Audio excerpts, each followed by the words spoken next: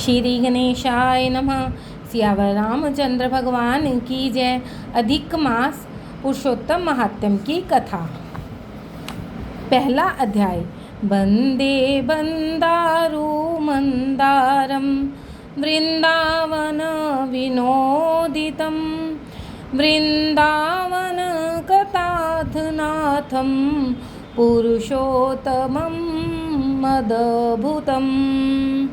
कल्पवृक्ष के समान फलदाता, वृंदावन में विनोद विहार करने वाले, अनेक कलाओं के स्वामी श्री पुरुषोत्तम की मैं वंदना करता हूँ।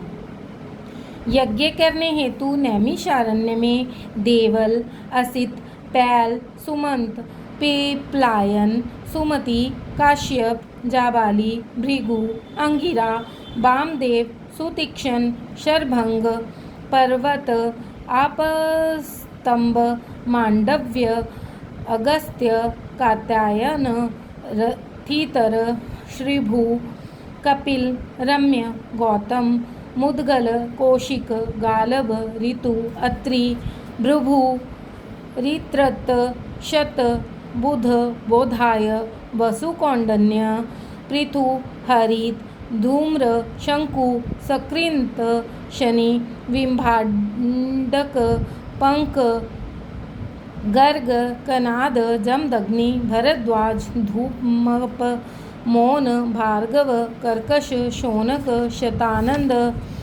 विशालाक्ष, विष्णु, वृद्ध, जर्जर, जंगम, जयपार, पाशधर, पुर, महाकाय, जैमिनी, महाग्राव, महाबाहु, महोदर, महाबल, उदालक्य, महासन, आर्त, आमल्क, प्रिया, उधर्वबाहु, उधर्वपाद, एकपाद, दूधर, उग्रशील, जलाशी, पिंगल, अत्रि, श्रभु, शांडीर, करुण, बाल, कैवल्य, कलाधर, श्वेतबाहु, रोमपाद, कद्रु, कलाग्नि, रुद्रग, श्वेताश्वतर, शरभंग, पृथुश्रवा आदिक, ब्रह्मनिष्ठ और वेद पाठी ऋषि अपने अपने शिष्यों सहित लोक कल्याण के विचार के लिए सब एकत्र हुए।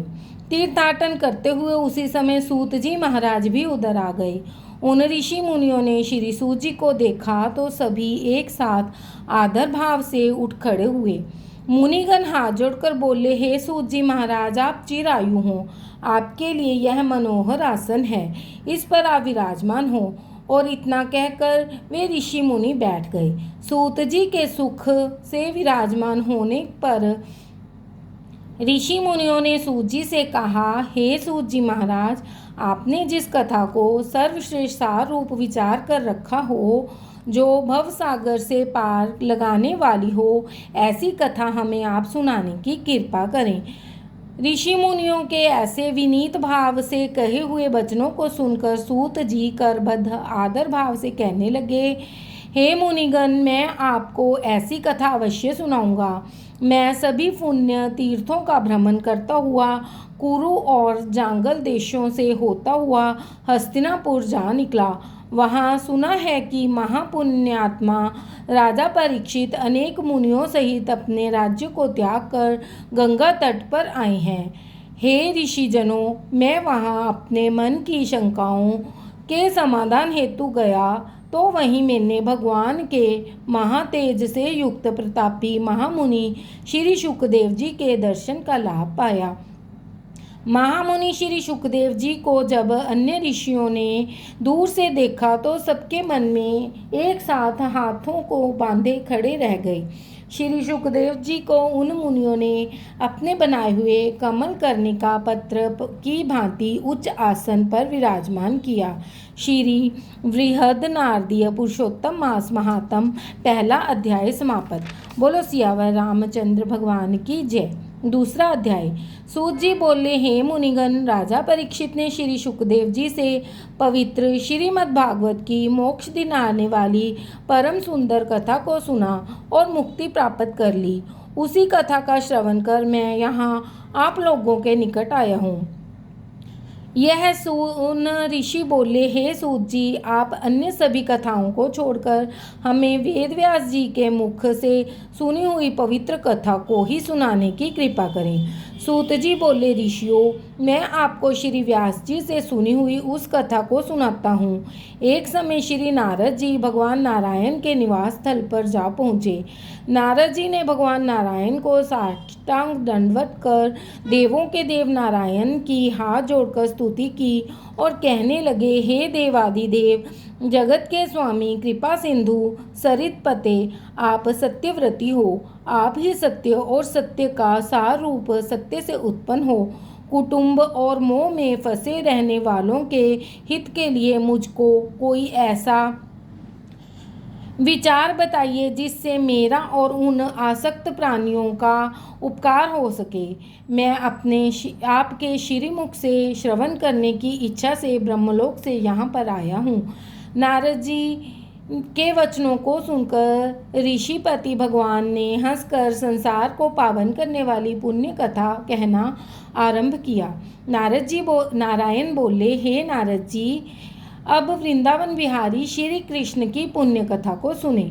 मैं तुम्हें भगवान पुरुषोत्तम का अत्यंत अद्भुत महात्म्य सुनाना चाहता हूँ। इसके श्रवण करने से यश, कीर्ति, पुत्र और मोक्ष की प्राप्ति होती है। नारद जी ने पूछा, हे भगवान, यह तो आपने बड़ी अद्भुत बात कही है। कृपया सविस्तार मुझे इस कथा को बताइए। सूत जी कहने लगे कि हे मुनिगण, नारायण भगवान नारद जी के वचन सुनकर घड़ी भर मन को एकाग्र करने के पश्चात पुरुषोत्तम देव के विषय में बतलाने लगे। उन्होंने बताया कि पुरुषोत्तम नामक एक मास है जिसके स्वामी पुरुषोत्तम है। इसका व्रत करने से पुरुषोत्तम प्रसन्न होते हैं। नारद जी बोले, मैंने स्वामियों सहित चैत्र आदि मासों के महात्म को तो सुना है, किंतु हे प्रभु, यह पुरुषोत्तम मास कभी नहीं सुना। सो इसे कृपा करके मुझे बताइए कि यह पुरुषोत्तम मास क्या है। हे स्वामी, कृपा कर ऐसी कथा सुनाइए जिसके श्रवण, पाठ और आवरण करने से रोग, शोक, दोष आदि से मुक्त हुआ जा सके। सूत जी कहने लगे, नारद जी, इस प्रकार वचन सुनकर नारायण मधुर स्वर से बोले। श्री बृहद नारदीय पुरुषोत्तम मास महात्म का दूसरा अध्याय। सियावर रामचंद्र भगवान की जय। राधावर कृष्ण चंद्र भगवान की जय। पुरुषोत्तम महात्म्य की जय।